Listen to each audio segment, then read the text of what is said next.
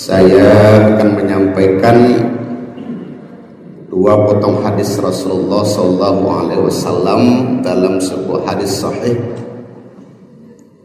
Yang hadis ini sangat relevan dengan fenomena pada saat ini, yaitu hadis tentang hak-hak jalan.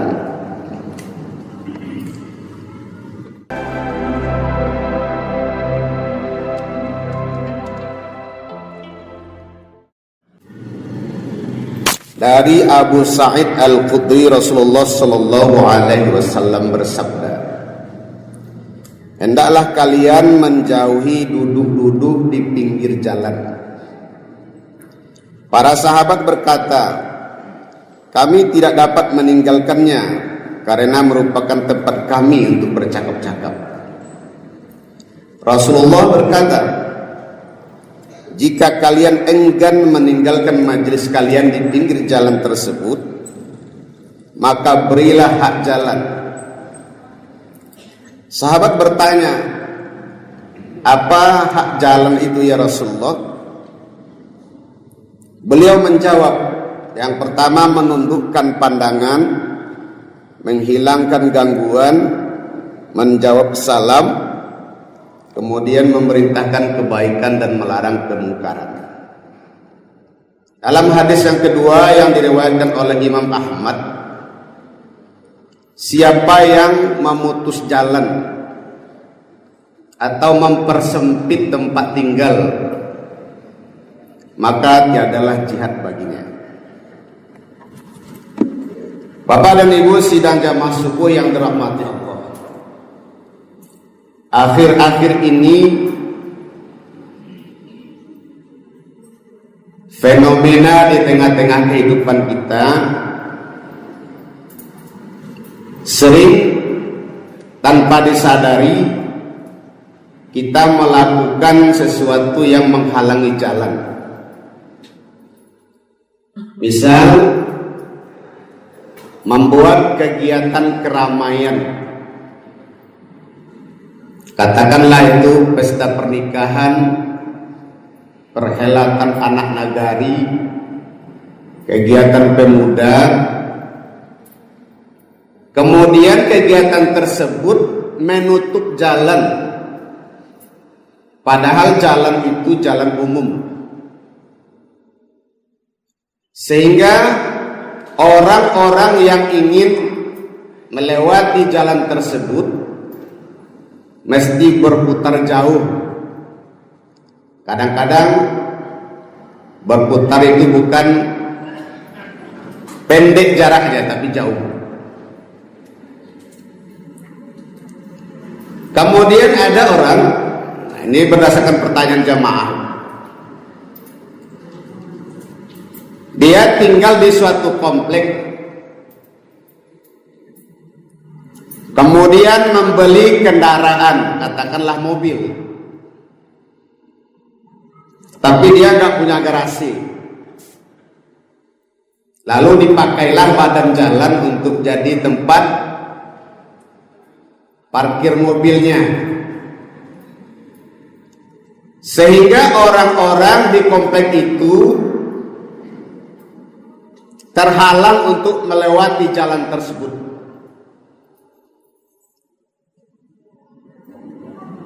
Kemudian juga fenomena di kampung-kampung, bahkan di kota-kota sekarang sudah menjamur pula,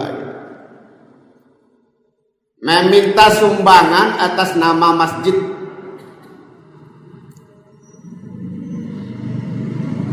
Lalu berdiri di tengah jalan yang penuh keramaian itu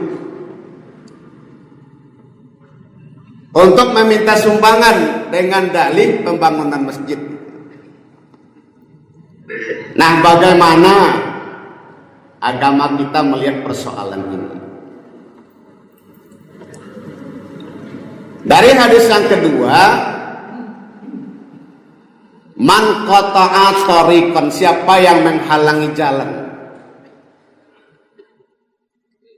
Seperti kegiatan yang kita sebutkan tadi, kita madon alik kawin, kita pakai badan jalan, kemudian mengganggu pengguna jalan yang lain, maka kata Rasulullah bagi mereka itu tidak ada jihad baginya. Padahal jihad ini pada ibu-ibu salah satu amal soleh yang dicintai oleh Allah dan Rasulnya. Asbabul wurud dari hadis ini, sebab hadis ini ada atau disabdakan oleh Rasul. Ada dalam waktu peperangan dulu ada beberapa oknum sahabat ingin menghalangi jalan. Jadi oleh karena itu Bapak dan Ibu-ibu, kalau kita ingin mengadakan pernikahan misalnya, pernikahan itu kan sunnah, tidak wajib. Kalau memang kita ingin besar-besaran, ya kita sewalah tempat yang barangkali tidak mengganggu orang. Lalu berdalih, kan sekali-sekali itu Ustaz. Awal sekali, besok tetangga sebelah lo sekali kan. Besok tetangga di Mukul sekali lagi. Akhirnya hampir setiap minggu kita mengganggu lalu lintas di sana. Dapat kita bayangkan Bapak dan Ibu-ibu, kalau orang yang lewat itu orang-orang soleh saduallah, pasti doanya dan elok. Mudah-mudahan dia aja orang hidayah gitu deh. Tapi kalau orang yang lewat punya hajat pada ibu-ibu, yang dia tergesa-gesa, tidak tertutup kemungkinan sumpah serapah yang keluar. Iku orang tak tahu tuang barale di tengah jalan. Tidak lagi tando terus. Jadi tidak usah kita memaksakan diri Bapak dan Ibu-ibu untuk helat pernikahan anak kita kalau tidak sanggup. Kita menyewa tempat yang besar untuk meriahnya acara kita, ya adakan saja secara sederhana. Kan begitu tuntunan Rasulullah. Jadi tidak harus kita manuah-nuah majan-majan tuah, tapi kita melanggar apa yang dituntunkan oleh agama. Termasuk meminta-minta sumbangan di jalan itu. Kadang-kadang dibuat tanggul dadang lo. Kadang-kadang orang kancang kan, ada mendadak. Kalau terjadi kecelakaan, siapa yang disalahkan? Karena itu jalan umum. Dan yang lewat di sana itu bukan semuanya orang Islam. Banyak juga non-muslim yang melewati jalan itu. Bagaimana pandangan mereka melihat orang Islam mengemis-ngemis di jalan? Kan mengemis tuh, minta-minta di jalan. Kalau di suatu komplek itu tidak ada masjidnya, tidak ada musalahnya, maka yang bertanggung jawab ya warga di situ. Tidak harus kita minta-minta dengan cara yang seperti itu. Kalau di kampung-kampung, kalau payah ke suatu tempat, jarak-jarak 1 meter ada cik. Nah, sebaiknya ini berdasarkan hadis ini tidak dilakukan. Nah, bagaimana kalau mempersempit tempat tinggal gitu. Misal kita di komplek ya. Kita tinggal di komplek itu sebenarnya setelah kita jual beli dengan pengembang, kan yang menjadi hak kita itu ya sampai di depan got kita itu. Yang di depannya itu, yang jalan di depan itu adalah hak bersama warga komplek itu, bukan hak kita. Dengan demikian kalau ada bauto, ajan diparkir le oto di pinggir jalan tuh yang sekiranya menghalangi orang lewat.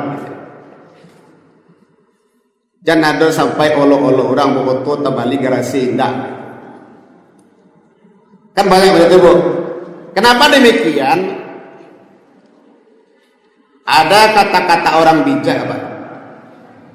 Sesuatu yang sudah diulang-ulang oleh masyarakat, sesuatu yang keliru atau sesuatu yang dianggap salah, dianggap tabu gitu.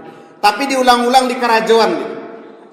Maka suatu saat nanti masyarakat itu menganggap biasa. Ala biasa Ustaz orang mau dulu. Nah, tapi kita harus hati-hati pada ibu-ibu. bahwa Rasulullah mengingatkan kita tidak boleh menghalang-halangi jalan atau mempersempit tempat tinggal. Kalau di komplek itu Bapak dan Ibu-ibu kan sudah ada rencana pembangunannya oleh pengembang gitu. Jalan lebarnya 5 meter gitu. Atau 2 meter atau 3 meter ya. Tapi ulah penghuni komplek itu macam-macam. Dian suan-suan pagar aku kemuko gitu. Awal dibangun tak ada pagar. Atau waktu membangun pagar dan suan-suan kemuko. Atau dibelo taman di muko. Orang sabalah mau itu lo nyobelo taman di muko. Akhirnya jalan nan 3 meter tadi jadi 2 meter. Anda bisa selisih lagi. Itu kan kebiasaan. Nah, oleh karena itu kata Rasulullah, man qata'a tariqan aw dayyika manzilan fala jihadalah. Jadi siapa yang memotong jalan, mempersempit suatu komplek, maka baginya tidak ada jihad. Padahal jihad ini adalah salah satu amalan yang dicintai oleh Allah dan Rasulnya. Nah, jadi kesimpulannya jangan kita terbawa-bawa arus. Orang mau itu. Termasuk perilaku kita di tempat umum. Kita ke pasar karena tergesa-gesa parkir soto sembarang tampe. Awak pergi masuk pasar. Akan mau akan dicarinya durang salah sebanyak orang di pasar kan. Malaki oto pindah bu awan nyumpa aja lah orang kawan. Ikut sialah melatak noto. Kita hati-hati Pak Parni. Jadi orang-orang yang baik secara sengaja atau tidak menghalang-halangi jalan itu. Dalam agama kita dipandang orang yang melakukan sebuah kekeliruan. Jadi kalau niwa maduan perhelatan Pak Parni, bagaimana caranya? Kalau kita di komplek kata para ulama harus minta izin dulu kepada orang yang melewati jalan tersebut. Kalau ada 30 keluarga, minta izin kita ke 30 aja Pak. Tak cukup juga izin RT saja. Nah, bagaimana dengan jalan yang jalan utama itu kasih kita minta tuh. Nah, jadi ini yang perlu kita ingatkan Bapak dan Ibu-ibu karena fenomena hari ini turik-turikan gitu. Orang mau ditua mau ditulung. Ya hati-hati. Helat perkawinan hanya sunnah, bukan wajib, tidak harus besar-besaran, laksanakan sesuai kemampuan. Jadi di agama bu, tidak ada dipasu-pasu. Agama kita ini laha makasabat wa alaiha maktasabat, sesuai dengan kemampuan. Kita majan tua, tapi melanggar sesuatu yang seharusnya tidak kita lakukan. Jadi Bapak dan Ibu, hak-hak pengguna jalan itu ada. Oleh karena itu, mari kita pelihara dengan tidak mengganggu pengguna lain dari jalan tersebut. Sebab Rasulullah mengingatkan, man qata tariqan aw dayyiqa manzilan fala jihadalah. Siapa yang menghalang-halangi jalan, kemudian mempersempit suatu kompleks, suatu tempat tinggal, maka kata Rasulullah tidak adalah pahala jihad baginya. Semoga bermanfaat Pak Ibu. Fa'tabiru ya ulil absar la'alakum tatafakkarun. Assalamualaikum warahmatullahi wabarakatuh.